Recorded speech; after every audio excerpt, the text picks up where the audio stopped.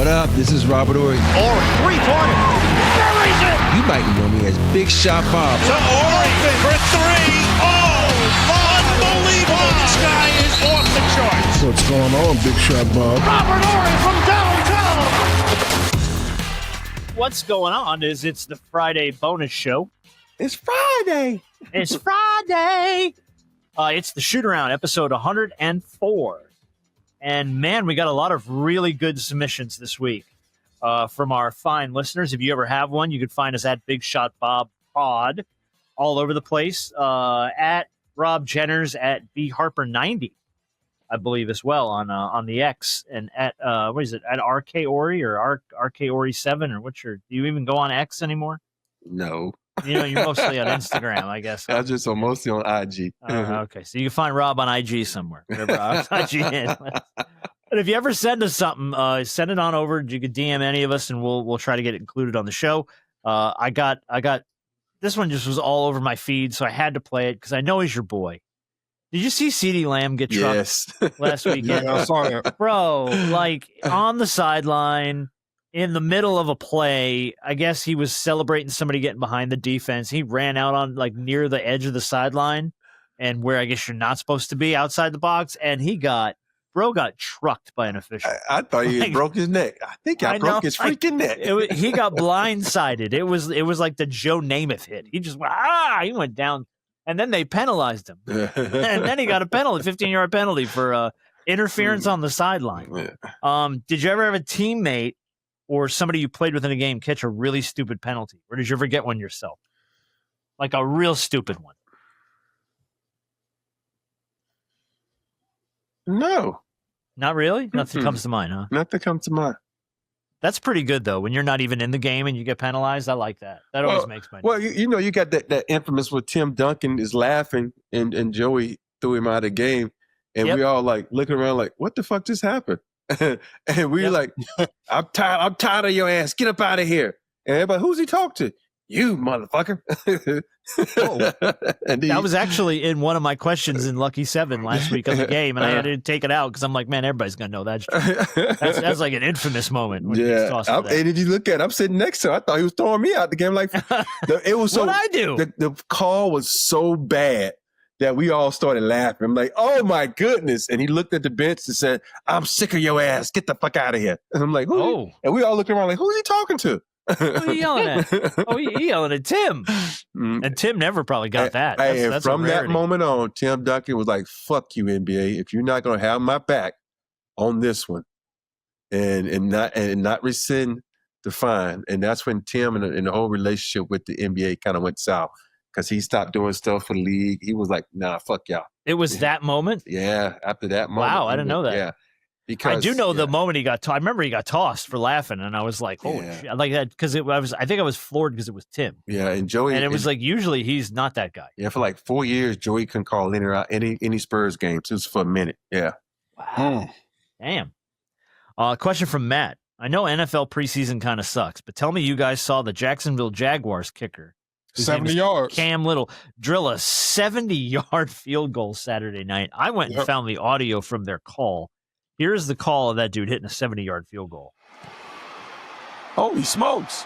They got a shot. He just kicked a 70-yard field goal. Are you kidding me? Crazy. I've never seen that. The NFL record. That would be an NFL record. In the first half. Holy smokes. That's unbelievable. That's unbelievable. It would have been an NFL record by 4 yards. Hey, the way I see it, ain't no was. It is an NFL record. It ain't because it didn't count. I know, but it's practice, bro. It's practice. We're talking about practice. Look, I saw what I saw. Yeah, there was another team on the field. Officials were there. It counts. Mm-hmm. When I saw that, I was like, damn, too bad that shit don't count. That's like when guys be in preseason, they go for like 40. I'm like, yep. Too bad it don't count. Yeah, too bad it doesn't matter. Hey, and then he got a great game to play in turn. Too bad it don't count. Yeah, don't count that. Don't hang that on. Don't put your head on that shit. And then Matt's question was, I think this has come up on the show before, but do you think there's a record in any sport that will never be broken? I think that field goal record is pretty much up for grabs at this point. He's probably right. Yeah, I don't know if anyone ever beats Stockton's assists and steals. That feels pretty damn unbreakable. Yeah, because you can't pad the stats no more, so it's never going to be broken. Exactly. And we talked No one about plays that kind of career anymore. We talked about this before. I think LeBron's records aren't going to be broken anymore. So yeah, even though you got guys like we talking about the all-time scoring record. Yeah, and because he's just been too healthy. You know what I'm talking about? So yeah, he said a long run. Yeah, and it's a lot. Man, we could be here for days talking about how many records won't be broken, but yeah. I don't think anybody ever breaks the Cal Ripken record either in baseball, the Iron Man record. Yeah. Iron Man. Dude, everybody's too hurt all the time now. Yeah. And it's like, it's just that sort of longevity. And to kind of your point about LeBron, like that kind of longevity in sports doesn't exist anymore. Yeah. Guys are always hurt. And plus, you think about now, it's all about resting players, so. Yeah, it's all load management. Even with the Mikal Bridges streak and when they let him play for like 1 second, they fouled and pulled him out of the game. Come on, man. That's a threat. That's a padded stat. That's a throw. Yeah, that's one that was put an asterisk by it. Yeah. Yeah. I want to thank my buddy Joe for sending over this question. Somebody on X had asked, is 500 home runs an automatic Hall of Fame bid in baseball? And a lot of people out there said yes, and they threw out a few other ones like 3,000 hits, 3,000 strikeouts if you're a pitcher, and 300 wins if you're a pitcher. Those are pretty much automatic qualifiers, I think, for the Hall of Fame in baseball. Mm-hmm. Do you think there's any in the NBA? Is what he wants to know. Like an automatic qualifier Hall of Fame. I think when you make like a consecutive all defensive, all offense teams, it's like, it should be a qualifier. But the thing about it, you got to understand about Hall of Fame, it's not NBA Hall of Fame. It's basketball. Yeah, it's basketball Hall of Fame. That's what people get confused. They think it's just strictly NBA because all NBA players go in there, and that's what they look at. But I think for like if you win I think it's only been like a couple of players that won high school championship, college championship, then NBA championship. I think that has to say something, and because you excel on every level that you played in. To me, that should be a guaranteed Hall of Fame induction because you've won. You know how hard it is to win a college championship? With the March Madness. Yeah, and like in high school you can look up and be in a freaking a bracket and teams are suck. We've seen all these kids who score like 40 points a game in high school player year and they get to the next level and like, oh shit, these are what real players look like. So and so I think that, and you think about, and then you go on to the NBA and win a championship. It's hard. That's pretty automatic for you. I think that's automatic. What about league MVPs? Yeah, I think. Like I don't know if one is enough to get it there, but if you win two, well, it depends on but see, the thing about the MVPs, it just depends on what the rest of your career look like. If you won one, like Kobe won one, true, but the rest of his career is absolutely immaculate. So, but if you're winning like 2 or 3, yeah, especially somebody like like the Joker, like he's got what, 3? Got 2. He's got 2. Should have had 3.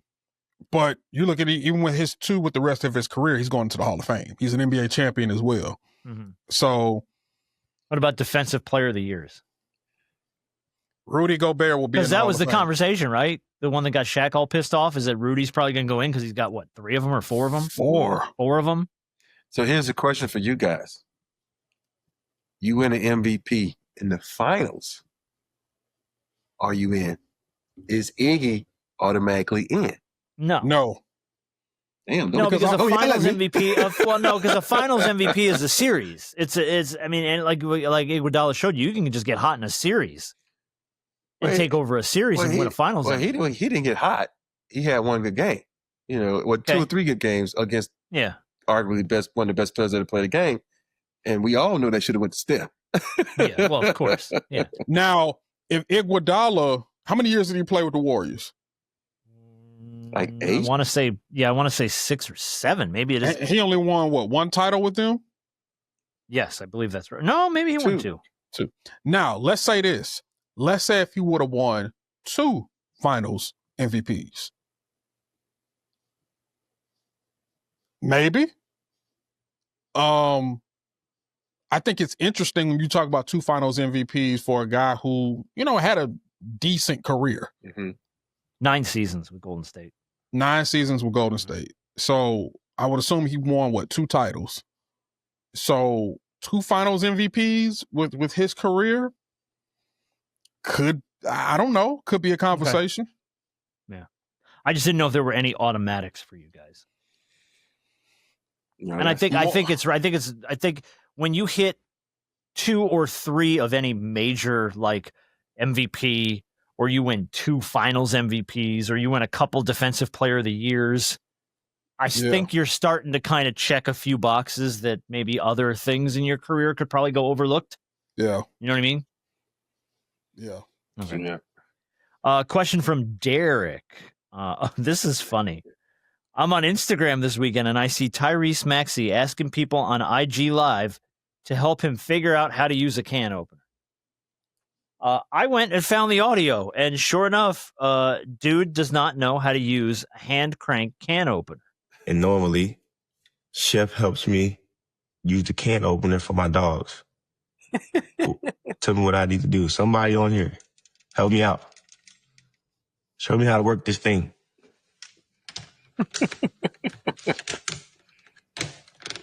He's kind of like smacking the side of the can with it, trying to turn it without clasping it down and stuff like that. Like, I don't know, but it cracked me up because it's like that's like such a first world problem.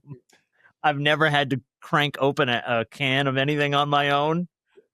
So is there anything, Derek wanted to know, is there anything around your house that you don't know how to use and you're kind of embarrassed about? Oh. Which is a good question. It's a tough question to answer, but it's a funny question. Maybe something like you should know how to do this and you don't know how to do it. I don't know. I probably could figure this out if I tried, but I'm just too lazy. If I have to print something up, I make Candace print it up because it's like her printer, and I just use it as an excuse. Like, so can you don't really know how the printer works aside from I'm like, I turned it on and it ain't working. Like, you know how sometimes you have to find it's like a little thing on it. I'm like, man, forget that. Yeah, I ain't trying to look for that shit. I'm sitting in the office. That's the only reason. That's the only thing I can think of right now. The printer. It's a printer. Yeah. Okay, that's fair. I don't know. I really don't. I could just be anything you feel like, because the only thing I can think of is nothing around my house specifically, but like I can't plug a flat tire. Like if we got a flat and I got to put a plug in it to get it to the corner, I can't do that. And now I could change a tire. Okay.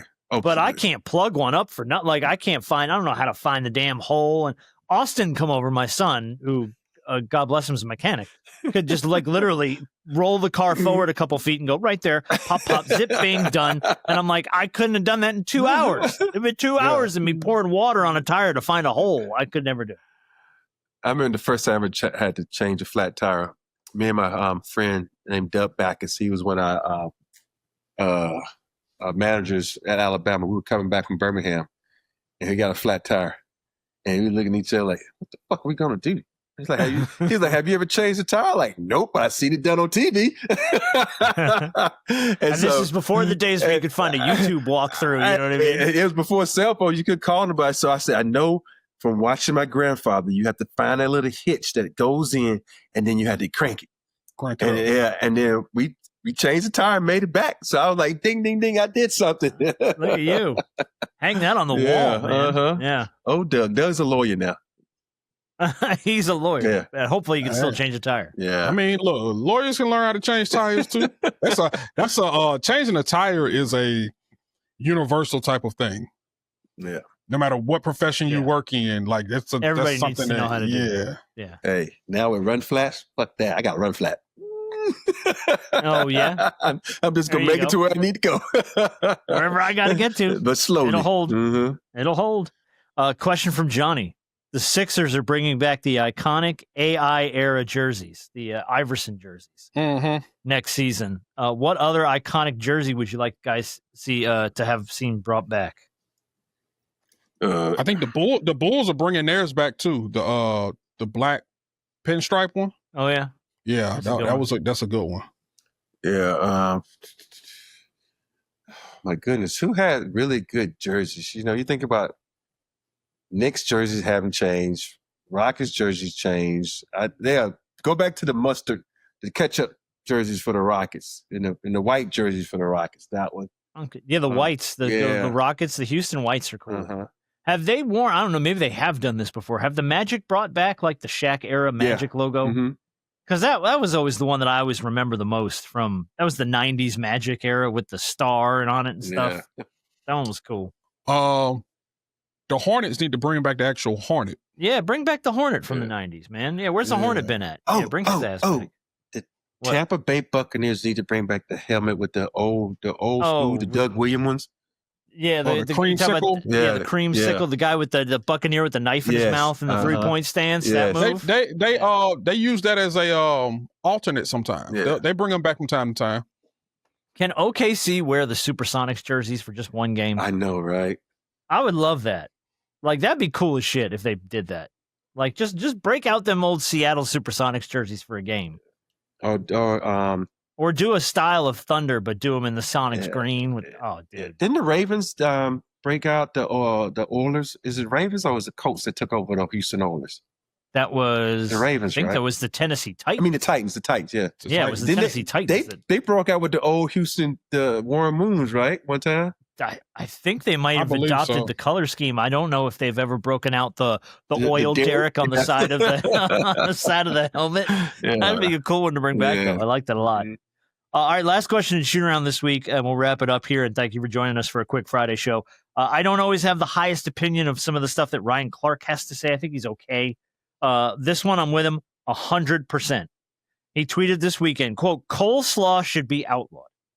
There is no reason for it to be a thing. No one has ever shown up to a cookout and asked, where's the slaw at?" I'm with him 100%.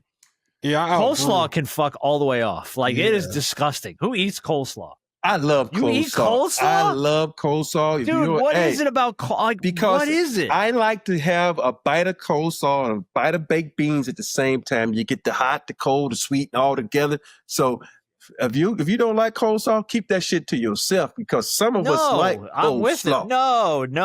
That and relish can go right back. Oh man, come on! You gotta have some good relish on a hot dog. No, come on, no way. Oh my goodness, relish is disgusting. See, here's the thing: have you had black folks coleslaw, white folks coleslaw? It's a difference. I'm going to assume white folks coleslaw, because at no point I've been like, damn, this coleslaw has got something to it. No, ever, never, no. Oh man, I'll tell you, you get some good coleslaw, dog. I'll tell you. Mm-hmm. Black folks coleslaw. Hey, and then have you ever had coleslaw on a hot dog?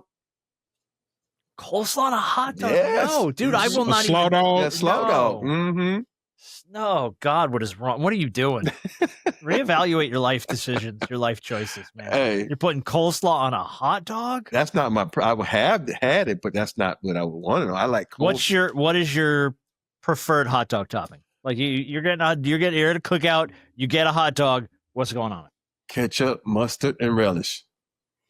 Damn. I'll do ketchup, mustard. If there's some chili around, I'll put some chili on it and maybe some onions. You know what back in the day, what I love to do though, I would take the relish, the ketchup, and the mustard and mix it together and put that on my hot dog. That's the best. Ketchup and mayo and the relish mixed together and slap that on your hot dog. That's good. Nah, you can keep that mayo. Yeah, I'm straight. Y'all don't like mayo? No, I like mayo on some stuff, just not on a hot dog. I like mayo on a burger. Uh-huh. I like mayo on like a turkey sandwich or a club or something like that. Yeah. I'm down for mayo, but no, not on a hot dog, man. Like mayo's got a place in it, ain't on a hot dog. But no, you mix it with the ketchup. It's like almost like a $1,000 sauce without the. Do you or have you ever dipped your French fries in mayonnaise? Oh hell no. Okay, thank you. Because really, at that point, I was going to say, I think we need to the show's over. We're done. If you're like, I'm a dip my French fries in mayonnaise guy, I don't know if there's kind of coming back from that. Only thing I dip my French fries is ketchup. I can't dip one in a Frosty. When people say, "Oh, I got to do it in a Frosty," no, that's not bad. Frosty, French fry to Frosty's good. No. I'll do a French fry in like a ranch dressing every now and then. You dip it in the ranch. That's good shit. But no, I can't. I can't do. There's people that I know that are like, I need a side of mayo for my fries, and I'm like, you can eat them fries in the car. And how much do these people weigh is the question. Oh, yeah. Well, there's another reason you're not coming into my house. You can't fit through the goddamn door. Dipping your French fries in mayonnaise? Oh, my God. With a side of butter, I guess? Like, your doctor's just like raking up the bills, man. He sent his kids to college.